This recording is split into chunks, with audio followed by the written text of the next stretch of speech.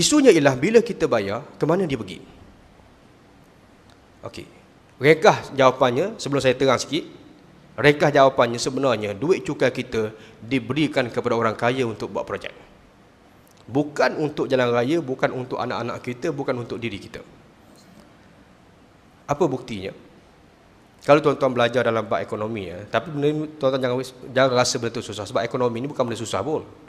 Cuma kadang-kadang kita bila sebut ekonomi, ini yang tinggi ni orang belajar ekonomi, faham tak? Benda simple, sebab ini melibatkan kita semua. Saya ambil simple senang untuk kita faham. Kalau kita rosak pagar rumah kita, kos beki 100, mana kita nak dapatkan 100 tu? Duit ada kat dalam bank tapi tak sempat nak pergi ambil. Mana kita pinjam dulu? Takkan nak pergi buat pinjaman bank kan 100 kan? Pergi pinjam bank, pergi dekat bank isi borang, nak buat pinjaman, bank tanya berapa banyak, RM100. Nak buat apa? Beki pagar. Mana bank nak lulus? Buang masa je. Kita pun tak nak pergi buang masa beratur dekat bank untuk nak pinjam 100. 100 ni kita pinjam dekat mana? Biarlah kat kawan-kawan ke, jiran kita ke, kakak kita ke, adik kita ke, abang kita ke, pinjam sekejap 100. Dan orang nak bagi pinjam 100 ni tak kedekut. So tak perlu kita pergi bank.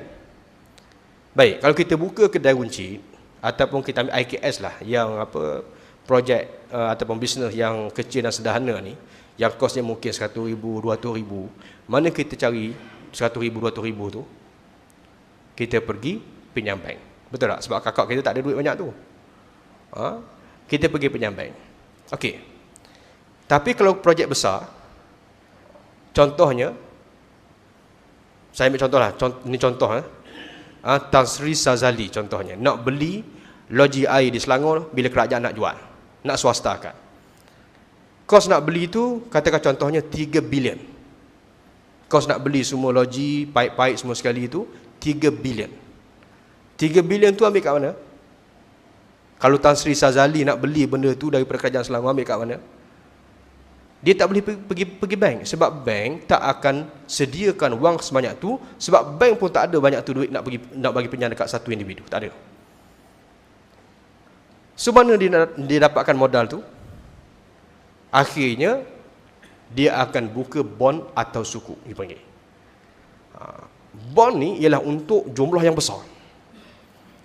Yang pinjaman 500 juta, 1 bilion, 2 bilion, 3 bilion dan seumpamanya, yang mana jumlah-jumlah ini biasanya bank tak ada duit nak bagi banyak tu, kemudian dia akan diambil daripada pengurus-pengurus dana kerajaan. Biasa yang beli ni ialah pengurus-pengurus dana kerajaan. Orang biasa ada juga yang mampu, tapi hak kapitalis jugalah. Tapi tak ramai.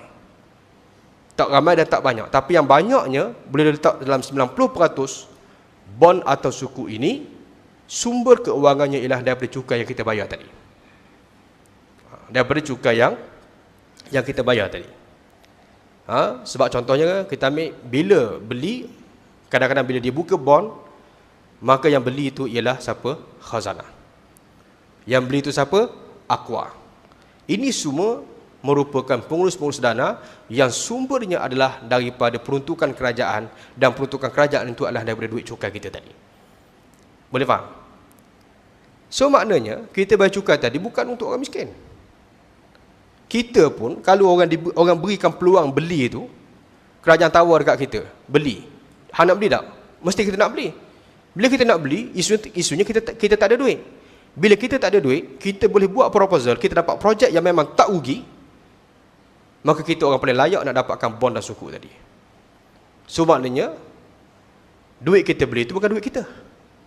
Tan Sri Sazali tadi asalnya orang tak kaya, bila dia dapat peluang tu, kemudian dapat peluang pinjaman daripada bond dan sukuk, akhirnya dia akan jadi orang terkaya di Selangor. Modal dia daripada mana? Kita semua.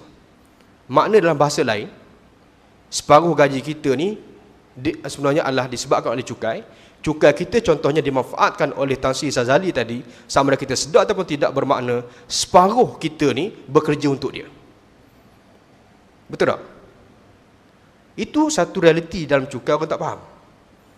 Tapi Occupy Wall Street, ini yang dia protes.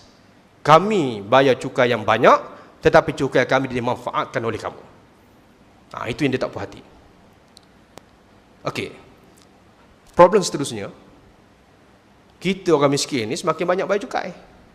Yang manfaatnya ialah seorang dua tadi. Seorang dua tadi pula bila dia bisnes lah, dia jual air dekat orang ramai, kemudian dia kena bayar cukai. Cukainya ialah cukai korporat, about 30%. Bila dia bayar cukai, yang Occupier Wall Street kata, bila bayar cukai, kami bayar banyak tapi kamu bayar sikit. Kita ni biasa bila kita tengok atas kertas, kita ni bayar cukai tak sampai 5%. Ini orang Melayu kita ni. Tapi tengok, Tan Sri ni dia punya bisnes, dia bayar cukai tahun-tahun 30% daripada income dia. Kita 5% je, dia 30%. Banyak dia kena bayar cukai. Itu orang tak cerdik. Hak cerdiknya macam Occupier Wall Street tadi, dia faham benda ni. Sebenarnya orang kaya ni, bila dia bayar cukai, sebenarnya dia tak bayar. Macam mana saya sebut dia tak bayar? Sebab cukai dia akan masukkan dalam harga barang. Contoh saya ambil lah, 1 liter air. Kos dengan untung, katakan Syabas, let's say lah kata RM1, contohnya. So maknanya dia salur ke kita, kita bayar RM1, itu harga tanpa cukai. Tiba-tiba dia kena bayar cukai kata 30%.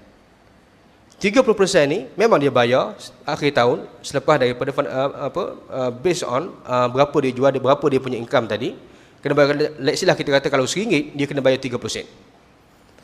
3% ni hakikatnya dia tak bayar. Sebab apa dia tak bayar? Sebab 3% ni dia akan conclude masuk dalam harga air. Dia anggap sebagai itu kos dia. So maknanya sepatutnya kita bayar harga seliter air RM1 sebagai contoh. Tapi bila dia kena bayar cukai, dia tak jual dekat kita harga RM1, tetapi dia jual dekat kita dengan harga RM1.30. Dah akhirnya siapa bayar? Kita juga yang bayar. Betul tak? Dah ke pelik sistem tu. Dia buat bisnes, duit kita.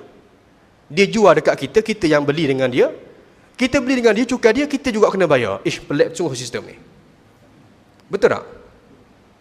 Betul ke salah? Betul. Dah ke zalim orang panggil. Separuh kerja kita sebenarnya dimanfaatkan oleh orang kaya. Maknanya kalau tuan-tuan pergi kerja, tuan-tuan kena faham.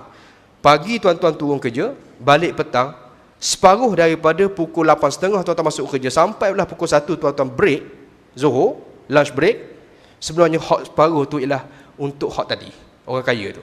Sebab apa? Tuan dapat gaji bulan-bulan, tuan bayar kereta, tuan bayar rumah, akhirnya habis gaji tuan-tuan, sebenarnya separuh itu dimanfaatkan oleh mereka. Itu problem dalam sistem kita hari ini.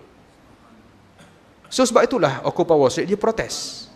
Dia kata kami bayar cukai banyak tapi kamu yang manfaatkan.